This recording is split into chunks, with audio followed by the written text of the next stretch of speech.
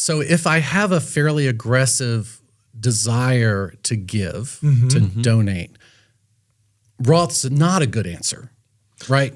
Well, generally. But you do this in multifaceted approach. And we even thought about this because you have some appreciated holdings on the taxable account. We'll talk about that. But you also, once you reach age 70, you get that opportunity where even some of these tax deferred accounts, because you have a lot of them, QCD, qualified charitable distributions. So there's going to be lots of opportunities to do really good charity tax planning with the way you have your assets structured if you just have the right person helping you pull the levers on that.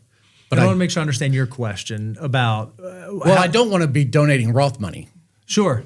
That's what that's the. But you've got enough. You've got enough. But you're going to have plenty to do both. Okay. I mean, that's the big thing. It's just what I see, and this is because you said something that I thought was very powerful that a lot of financial mutants are going to resonate with. They're going to hear you say that, and they're going to say, "Yeah, why are Brian and Bo not addressing that?" It does feel counterproductive to sell perfectly good assets that you've got invested today to pay taxes on something that you're not going to have to pay for. It seems like 15 to 20 years in the future. I'd rather have the money now. And I get that, but you have to always take it. You have to look at this from an opportunity decision of the government right now is offering me the ability to get access to this money tax-free at 12%. If I wait, not only is it the money I have today, but it's the money it grows upon it.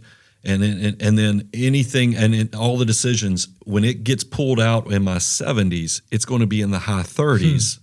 Plus, probably you at that point, you're exceeding now the income threshold for even some of the state benefits that they give you. You could see that you're trading 12% for 40%, but you're also getting all the tax-free growth everything that you did. You're getting. You see how this now becomes. This is a much more complicated decision matrix. But we've run the projections. That's why we always do these predictions, and we use very conservative assumptions there, so you can actually see the net result and even where the break-even analysis is.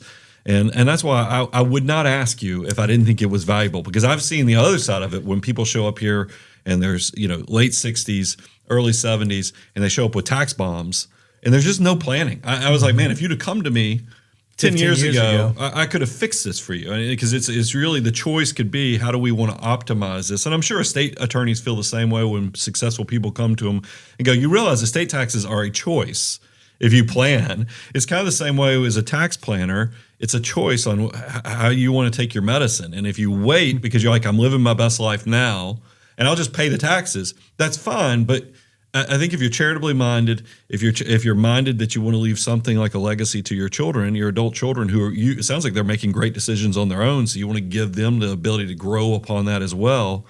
Why not maximize this thing with just a little bit? Because like I said, maximizing the 12%, that seems like duh. That one I would fight you on a little bit. If you were my client, I would be like, come on, Robert, 12%? You don't want to give the government 12% on this money and then I'm going to let it grow tax-free for the rest of your life? I mean, that's a pretty good deal. So you said giving to charity is another goal that you guys have. Walk us through that. How do you guys approach charitable planning? How do you guys think about that on a year-over-year basis? And what are some of your goals that you have around generosity? We try to live generously. Money is a tool.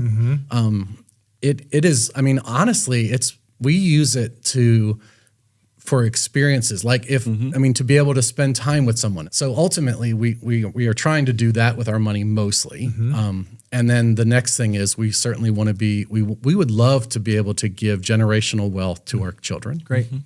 We live a great life. We don't need much more than what our current life is. I know you've talked about that.